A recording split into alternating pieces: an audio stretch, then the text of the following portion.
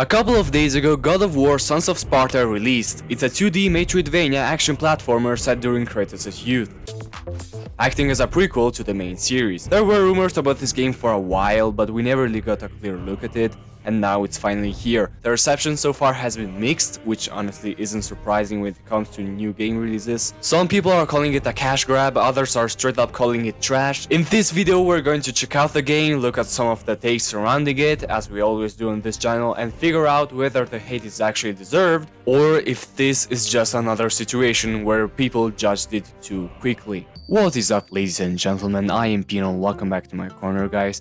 No matter how hard you try, you can never fully satisfy the internet. Just a week ago, people were complaining about how AAA games with budgets over $100 million are unsustainable and completely ridiculous.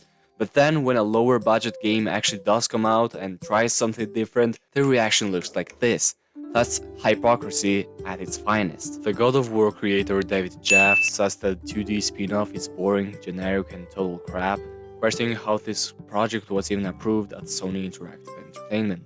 Who greenlit this? David Jaffe, if you don't know, is the creator of the original God of War. Over the years, he's been pretty open about the fact that he's not a huge fan of the direction the franchise took with the newer games. He prefers the older, more arcade style, over-the-top and edgy version of Kratos, and he's been consistent about that.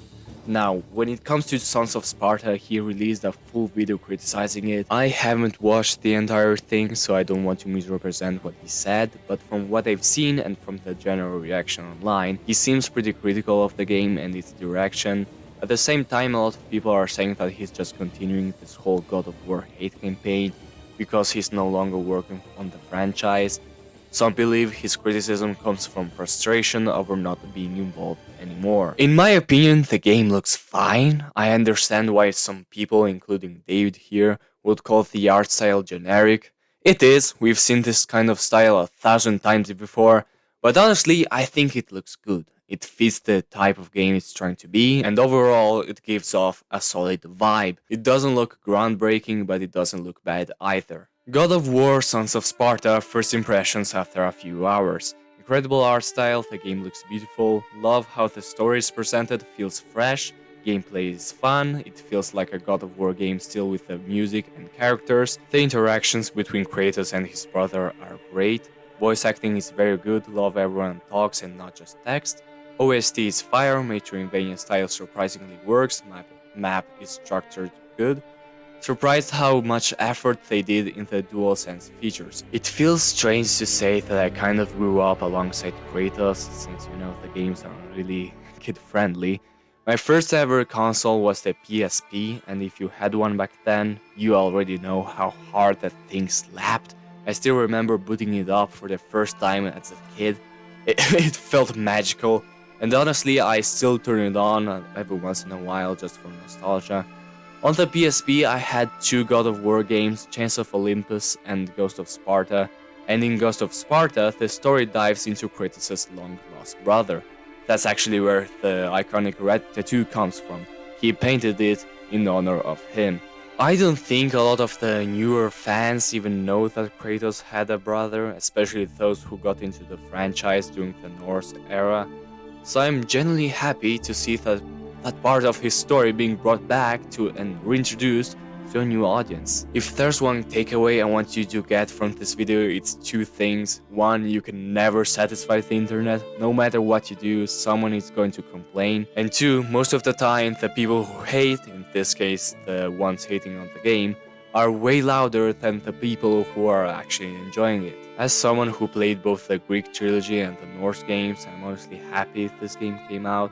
I really like the style it has, and overall, just judging from some videos I've seen, it looks and seems like it would feel great to play. I probably won't get around to playing it anytime soon, but if it does come out to the PS Plus library in a few months, which I think is very likely, I'll give it a try without a doubt. Sons of Sparta shows a calm Kratos before the Greek era rage, and sets up his return to a calm, self-reflective warrior in the Norse games with Christopher Judge. It perfectly bridges T.C. Carson's Kratos and Judge's Respect to Santa Monica Studio for honoring both. Before we go any further into the whole situation with the game allegedly getting review bombed and some questionable stuff on the store page, I just want to quickly mention that I'm a small channel currently pushing for 1k subscribers. If you enjoy gaming related drama and commentary, this is the right place for that. I try to keep a weekly posting schedule, but with the school and everything else going on, it might vary a bit, so sorry in advance for that.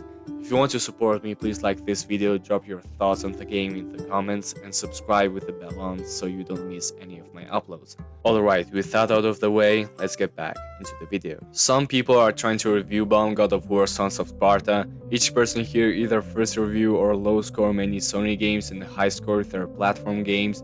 The game is currently getting review bombed with a lot of very low scores from reviewers that allegedly have only low reviews with Sony games. Some of them are saying it's not brutal enough when it comes to animations, that the combat feels dull, lifeless and even tame. Others are calling it weak compared to the mainline entries, and some are straight up dismissing it as a mobile game. And I'm not even going to try reading this one, yo no hablo español. But honestly, I don't think this game deserves the kind of scores it's getting. What a lot of these reviewers seem to forget is that this is a spin-off. It's not a full-blown massive AAA sequel with a $200 million budget. It's a smaller project with a different scope. Comparing it directly to the mainline games just doesn't feel fair. Someone targeted the graphics, which I'm not going to comment on. As I've said earlier, the game looks fine. It could try to make itself stand out a bit more with some more striking visuals, but even then, without that, I think it's fine. Review bombing isn't anything new in the gaming space, unfortunately.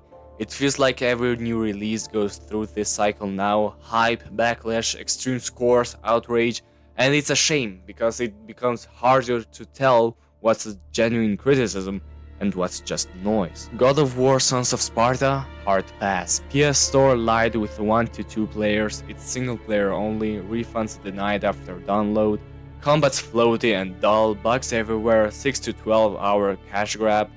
Skip this one, wait for the real trilogy remake. Checking the PS Store, and it does say that this game supports co-op.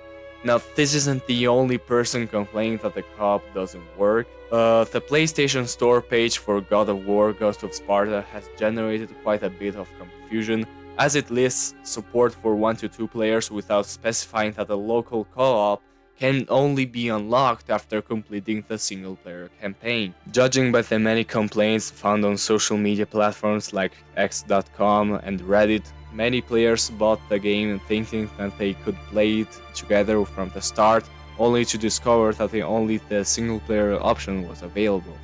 So apparently the PlayStation Store page caused a lot of confusion. It says the game supports 1 to 2 players, but it doesn't clearly mention that local co-op only locks after you finish the single-player campaign. Because of that, a lot of people bought the game thinking they could jump in and play it together right away. Then they boot it up and it's single player only.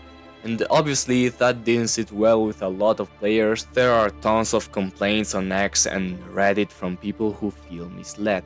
Honestly, this whole situation probably could have been avoided with one simple sentence on the store page.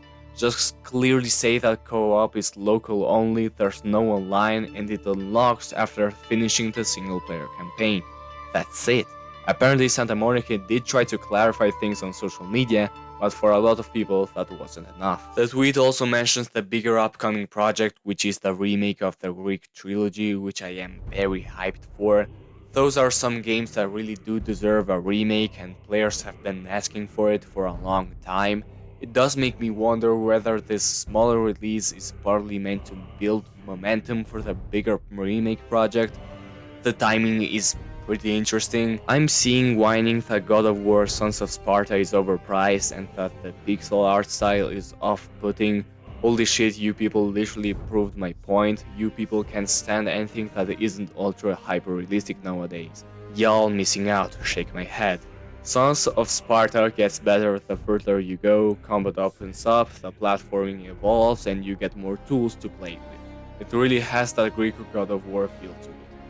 God of War Sons of Sparta hits different, old school energy, fresh mechanics, clean soundtrack, pixel art is beautiful, canon to the saga, locked. in. I'm confused because this looks good, the sprite work is detailed, the environments looks up to scale and the backgrounds look nice. Pretty standard for a budget title. As I've said, the people who hate on new releases are usually the loudest, but there are clearly people out there enjoying the game, and at the end of the day, that's what really matters. I always try to see both sides of the argument. In this case, I genuinely think the game is getting overhated for no real reason. Is it perfect?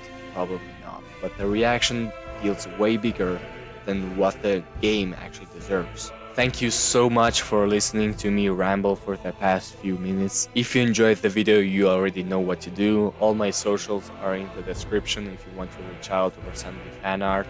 I'm always happy to feature it in my future videos. And with that said, that's all I have for you today. Take care.